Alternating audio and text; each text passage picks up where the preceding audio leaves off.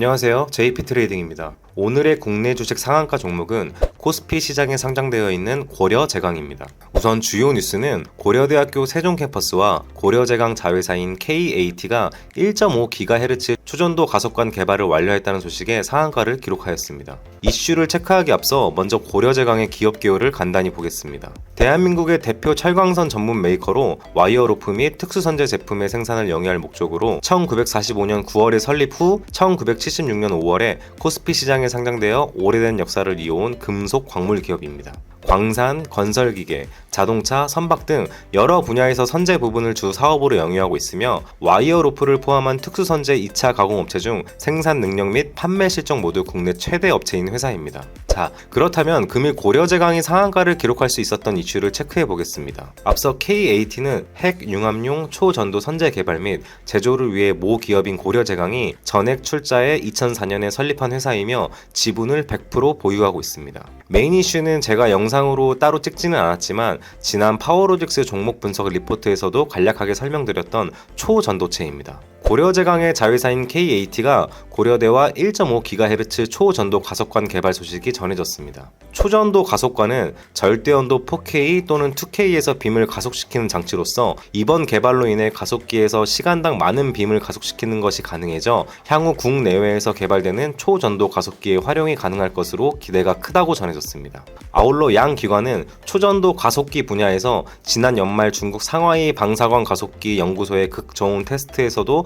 성능 합격 판정을 받아 국제적 승인을 받는 데 성공하였고, 지난 수년간 일본 KEK와 초전도 가속기 분야의 연구 협력 및 인력 교류를 함께 진행해 왔습니다. 특히 국제선형 충돌형 가속기 1.3GHz 초전도 가속관을 국내에서 제작해 일본 KEK의 극저온 시설에서 성능 테스트가 올해 봄에 예정되어 있기에 고려제강 역시 자회사 이슈로 인해 초전도체 테마로 묶여 수혜를 받는 상황입니다. 그렇다면 초전도체란 도대체 무엇인가? 아주 쉽게 설명해 드리겠습니다. 초전도체를 알기 전 먼저 전도체를 알아야 합니다. 전도체란 전류, 열, 파동 등 에너지를 전해주는 물질로서 대표적으로 우리가 흔히 아는 송전탑의 전선을 생각하시면 됩니다. 에너지 발전소에서 전선을 통해 우리가 사용하는 곳까지 전기가 전달되며 그 과정에서 전류는 온전히 도착하는 것이 아니라 손실을 입게 됩니다. 고속도로에서 자동차가 달리면 타이어가 닳듯이 말이죠. 이 세상 모든 물질에는 원자가 있고 이 원자들은 진동을 합니다.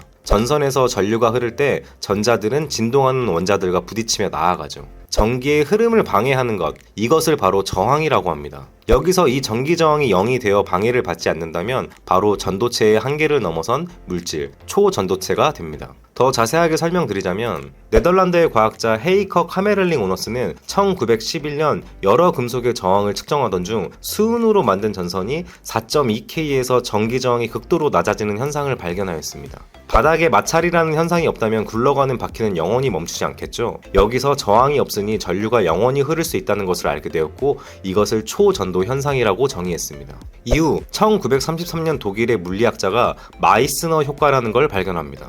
외부의 자기장을 완전히 밀어내는 것, 즉 자기장의 반자성을 띠면서 전도체 내부로 자기장이 침투하지 못하는 현상을 실험으로 발견한 것이죠. 과학자들은 이것을 합쳐서 초전도체라 불렀습니다. 자, 그럼 세계는 왜 이 초전도체에 열광할까요? 초전도체는 아주 오래전부터 이미 연구해온 과학계의 숙명입니다.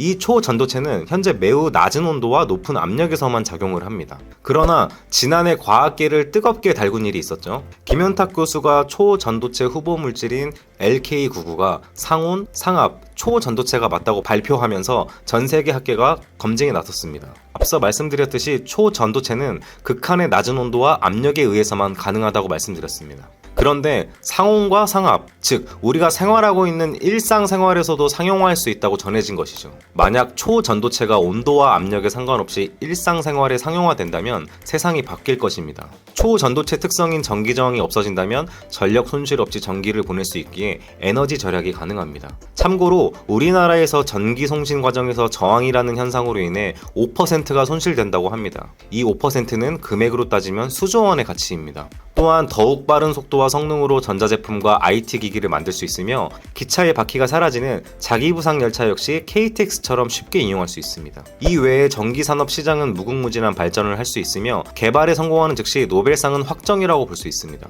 이렇듯 초전도체는 인류의 에너지 고민을 덜어줄 기술로 만약 초전도체가 상온, 상압에서 만들어진다면 자기부상 열차나 핵융합 발전 등 한계를 가졌던 기술이 실현 가능할 것으로 전망되고 경제 효과는 천문학적으로 예측되고 있습니다. 이로 인해 고려제강을 포함한 CCS, 파워로직스 등 초전도체 관련주들이 다시금 관심을 끄는 모습이죠. 다음은 초전도체 이슈에 이어서 고려제강의 재무 상태를 간략하게 보도록 하겠습니다. 매년 매출액 대비 영업이익이 기록적인 상승을 보이며 2022년까지 건전한 실적을 나타냈습니다. 다만 작년 철강업계 실적을 좌우하는 건설기계 침체로 인해 철강시장 둔화에 따른 주요 철강업체들이 일제히 부진을 겪고 있어 2023년은 전년 대비 영업이익이 감소할 것으로 예상이 되나 큰 이탈은 없을 것으로 판단이 됩니다. 금일은 자회사 초전도체 이슈로 인해 상한가를 기록한 고려제강에 대해 알아보았습니다. 한편 상온 초전도체 LK99 관련 김현탁 교수가 퀀텀에너지 연구소 연구진과 함께 오는 3월 4일 미국 미네소타에서 열리는 미국 물리학회 학술대회에 참여해 초전도성을 실험한 결과를 발표할 계획으로 알려지면서 초전도체 관련주가 다시 주목받고 있는 모습입니다.